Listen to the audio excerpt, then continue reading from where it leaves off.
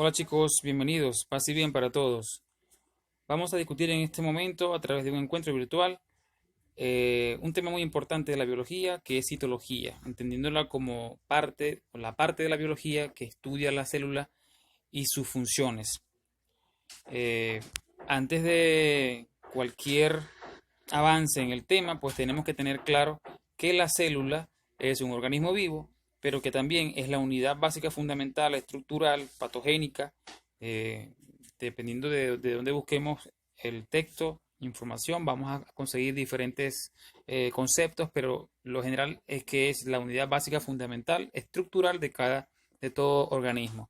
Una célula como tal es un organismo unicelular, en el caso de las bacterias, y un organismo ya, en el cuerpo, nuestro cuerpo humano, pues una célula como tal luego conforma un tejido conforma un órgano, los órganos componen un sistema, los sistemas componen entonces un cuerpo más complejo.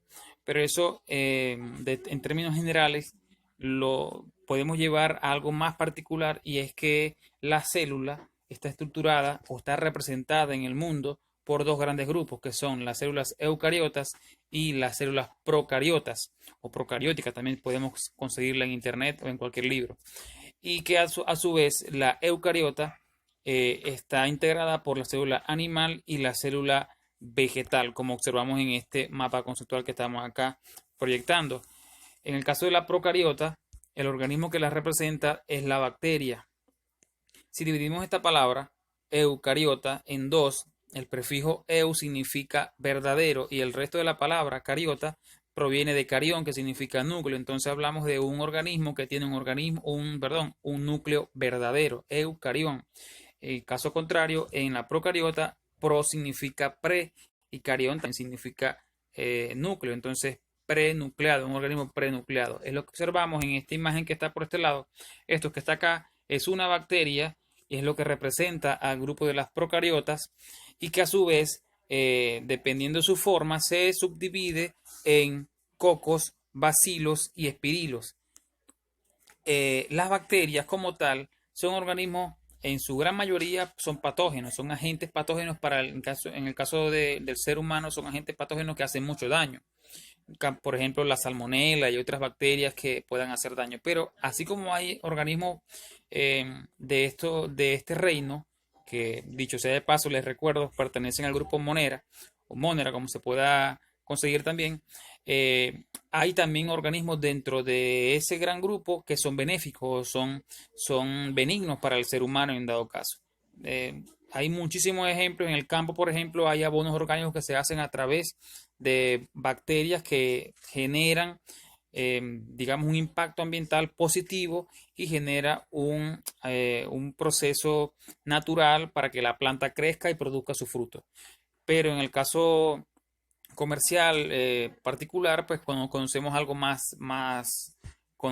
digamos, más particular, pues más propio en el caso del ser humano, y es que hay productos, alimentos que se producen o se procesan a través del uso de organismos como las bacterias, por ejemplo el queso, por ejemplo el yogur, a través de bacterias del género Lactobacillus. Entonces, como estructura principal, pues podemos ver que una bacteria está compuesta por esto que está por acá, que se llama flagelo, es lo que le permite la movilidad.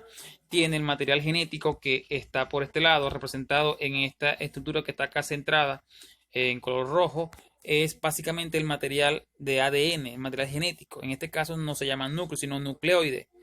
Eh, Tiene esto que está por acá, que está marcado como plásmido. Plásmidos son simplemente segmentos de ese mismo ADN, llámese cromatina, llámese ADN o nucleoide, y está disperso en donde, en ese método, perdón, en ese medio acuoso que está acá coloreado con el color azul celeste. Es un medio, perdón, acuoso, se llama citoplasma en ese caso.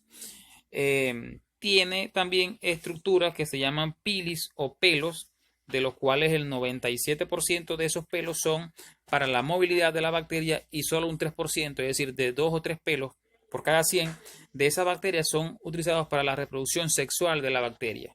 Eso es un proceso más complejo que en su momento lo vamos a discutir. Pero algo particular es que las bacterias contienen una cápsula que lo está marcada acá en color rojo.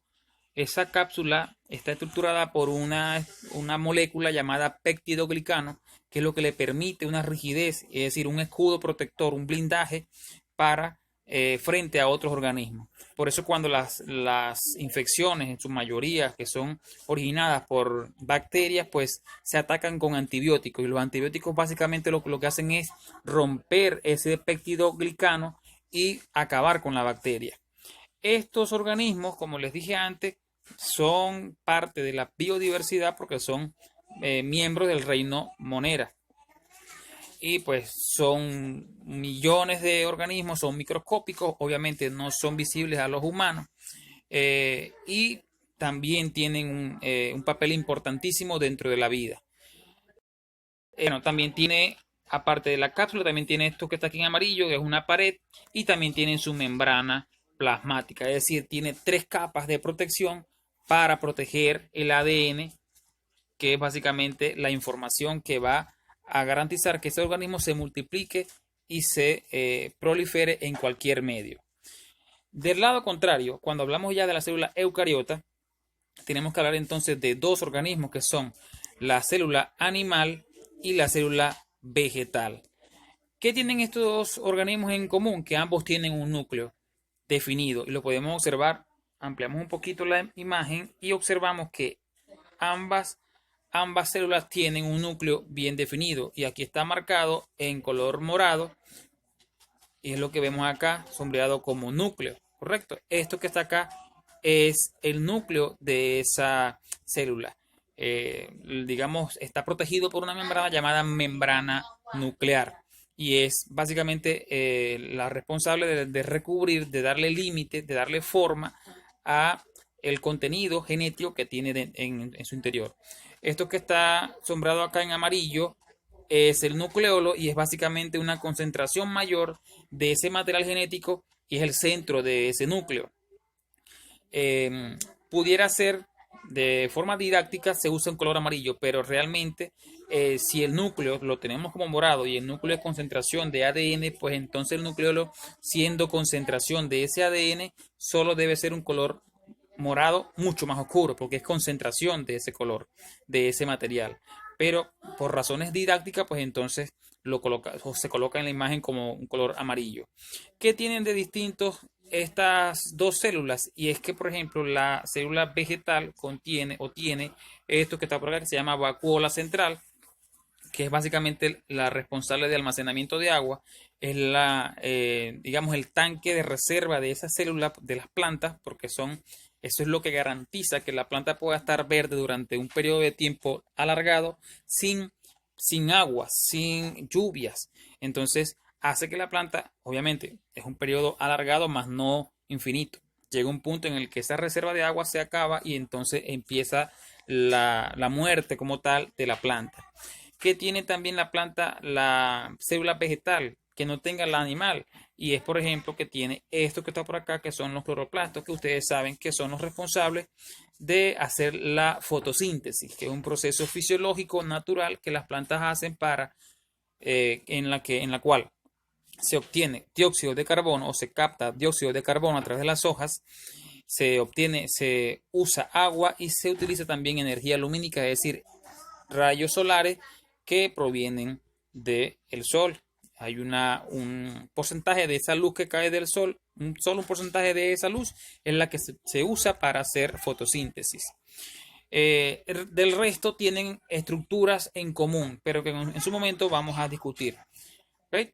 Que algo que tiene el animal que no tenga la vegetal son los centriolos, que en este caso, en esta imagen no están mostrados, pero son parte del citoesqueleto, es decir, son parte de la estructura que da forma a la célula, parte de la membrana que está estructurada por algo llamado microtúbulos, que es lo que da la forma y la estructura como tal a la célula. Entonces, bueno, teniendo ya esto claro, teniendo claro que existen 2 grandes grupos de células y que a su vez dentro de las bacterias hay clasificaciones por forma como cocos, bacilos y espirilos, pues entonces podemos avanzar. ¿En qué sentido? En cuanto a la estructura a la función de la célula. Cuando hablamos de la célula tenemos que hablar básicamente de la estructura. Para entender qué es la célula, para poder entender toda una serie de procesos que se realizan a partir de la célula, tenemos que entender qué es la célula y cómo está estructurada. Entonces, podemos entender que hay 4 estructuras fundamentales, que son la envoltura celular, el citoplasma, la membrana citoplasmática y el núcleo. Estas 4 estructuras son, digamos, el eje central de cualquier organismo celular. Seguidamente, entonces hablamos ya de esa envoltura celular que en el caso de la célula vegetal, en el caso de las plantas, tiene el nombre de pared celular. ¿Qué funciones tiene? Bueno, darle forma, recubrir, protección, es una capa permeable, semipermeable en algunos casos. Tiene la función de facilitar el transporte entre una célula y otra. Y en este caso, por ejemplo, esta imagen que está por acá es la estructura, o perdón, es una imagen real de microscopio electrónico. De aquí, algo muy parecido fue lo que observó Robert Hooke a través de un microscopio para la época, y por eso entonces hablaba de celdas, porque parecen realmente celdas. Esto es una imagen real, esto es una animación y esto es otra animación. ¿Qué tiene la célula vegetal en particular? Bueno, tiene, como les dije antes, una vacuola que en este caso se muestra acá en el centro de color blanco, y es lo que les dije antes, la responsable de la conservación del agua como tal. Tiene los cloroplastos, tiene toda una serie de organelas que hacen funciones específicas.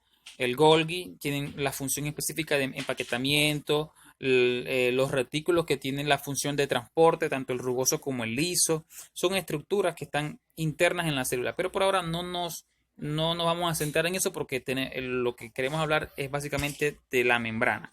Entonces, esa pared que en este caso está formada por esto que vemos alrededor, esa pared celular, en el caso de la célula vegetal, tiene la función básicamente de proteger, de darle forma a la célula vegetal, y hay una estructura llamada plasmodesmo, que esto que está aquí son una especie de puentes entre una célula vegetal y otra para facilitar el transporte o el paso de sustancias líquidas y sólidas de una célula a otra. Es lo mismo que se observa en esta imagen. Esto que está acá, estas especies de coronas que están acá, son esto mismo que se forma acá, que se señala acá como plasmodesmo. Son básicamente puentes que permiten el transporte. Entonces, observamos que la pared como tal es una estructura rígida, gruesa, que da forma, que recubre, que protege el material celular. Eso en el caso de la célula vegetal. En el caso de la célula animal, entonces ya hablamos de membrana citoplasmática. Es lo mismo de envoltura, pero en este caso está formada por estructuras. Hay una estructura particular, está conformada por cerca del 60% por proteínas, cerca del 40% por lípidos y una parte muy pequeña de glúcidos. Es decir, esto que está acá es un segmento de esto que está acá. Si yo hago un corte de esto que está acá en celeste, un pequeño corte, voy a observar entonces algo muy parecido a esto. Esto que está acá se llama capa bilipídica o bicapa lipídica. ¿Por qué? Porque está formada por fosfolípidos. Esto que está acá son las cabezas y esto que está acá en amarillo son las colas. Entonces, esto que está acá es una capa y esto que está acá abajo es otra capa. En otro término, esta es una capa, la cabeza polar hacia el polo y las colas o la parte apolar. Entonces, bueno, esto que está acá en azul son proteínas que están integradas a la membrana y que llegan ahí a través de procesos de señales, se insertan en la membrana y son, como se observa en esta hendidura por acá, se observa una especie de puente. Eso que está acá facilita el transporte de partículas de este medio externo. Hablamos de digamos que esto es un segmento de la célula, entonces esto lo vemos como el citoplasma, es decir, la parte interna de la célula, y esto que está acá, digamos, la parte externa o extracelular. Entonces permite el paso de sustancias del medio externo al medio interno de esta manera. Eso es básicamente una de las funciones que tiene la membrana como tal. Esto que está acá son proteínas de distintos tipos. Glicoproteínas, glucoproteínas, son fosfolípidos, hay colesterol. En el caso de la célula animal, solo en la célula animal, en esta capa bilipídica se observa colesterol. Son partículas de grasa como tal. Entonces, si nos podemos, obviamente, esto es una animación de lo que se conoce científicamente, más no es algo que es una imagen real como tal. Es una imagen aproximada de lo que más o menos, según los estudios científicos, se conoce como la membrana citoplasmática. Esto que tiene la misma función es una membrana semipermeable. ¿Por qué? Porque permite el paso de sustancias de dos maneras. Una que la vamos a ver ahora también. Una manera pasiva, transporte pasivo, como por ejemplo la ósmosis, es decir, de un sitio, en este caso, esta parte externa, que tiene mayor concentración de partículas a un sitio, a un espacio de menor concentración, en este caso, el medio interno de la célula, llámese citoplasma. Avanzamos entonces. Aquí voy. Cuando hablamos entonces del transporte, lo que le mencionaba hace un instante, de dos formas, esta es el transporte pasivo. Aquí está, llámese difusión simple y difusión facilitada. En el caso de la simple, lo que les decía, ósmosis, aquí vemos 4 partículas, es decir, este es el medio externo de la célula, ¿correcto? Hay 4 partículas y en el medio interno hay una partícula. Y simplemente por gradiente, por concentración, las partículas que están en el medio externo pasan a través de los fosfolípidos, es decir, a través de la membrana, y llegan al medio interno. Eso simplemente se hace para que la célula se alimente, para que la célula tenga funciones vitales. La otra manera de difusión es la difusión facilitada, que les decía al principio, con las proteínas que estaban integradas en la membrana. Esas proteínas, muchas de ellas forman estas especies de canales que permiten que las partículas que están en el medio externo pasen a través de ese puente y lleguen al medio interno. Eso es transporte pasivo. Hay otra manera que está acá lo vamos a ver mejor. Hay otra manera de transporte en el caso de las células, y es el transporte, en el caso de la membrana, y es el transporte activo. De dos maneras, ocurre de dos maneras. Una, a través de bombas, y aquí sí quiero que presten máxima atención porque es algo muy importante. En el caso de las bombas, una de las bombas más importantes que nuestro cuerpo tiene en todo su organismo es la bomba de sodio-potasio. Bomba sodio-potasio tiene la función específica de mantener algo muy puntual, y es lo que garantiza que el ser que esté en equilibrio. Un término muy puntual, homeostasis, es decir, mantiene el equilibrio, en este caso, de dos elementos, de sodio y de potasio. Partículas de sodio que están, y aquí voy otra vez, medio externo. Imaginémonos que esto es el medio externo de la célula, y esto que está acá adentro en amarillo es el medio interno, es decir, es el citoplasma de la célula. Entonces, esta bomba que está acá en morado es básicamente, imagínense una llave de agua, un grifo que se cierra y se abre. Se cierra y se abre cada vez que la célula requiera que partículas de sodio salgan o partículas de potasio entren a la célula. Básicamente es lo que ocurre. ¿Ve? Aquí vemos. Otra animación, perdón, es esta otra imagen que está en este lado. Vemos como partículas entran y partículas salen, partículas de sodio. Pero también hablamos de algo muy importante, y es lo que se produce a nivel de mitocondria, que es uno de tantos organelos que la célula tiene, que tiene funciones de gran importancia dentro de la célula, que es la molécula de energía. En este caso, la molécula de ATP, ¿Qué significa qué? Significa adenosin trifosfato. ¿Cómo se forma? Bueno, se forma a través de la unión de un átomo de fósforo, ¿ok?, con a una molécula de ADP, que es adenosin di, es decir, de 2 de difosfato. Una molécula de ADP con un átomo de fósforo entonces forma el ATP. Y es básicamente el intercambio que se da del medio exterior al medio interno, que se da a través de una ATPasa, es una enzima de origen proteico que facilita este proceso. Entonces, ¿qué queda claro hasta ahora?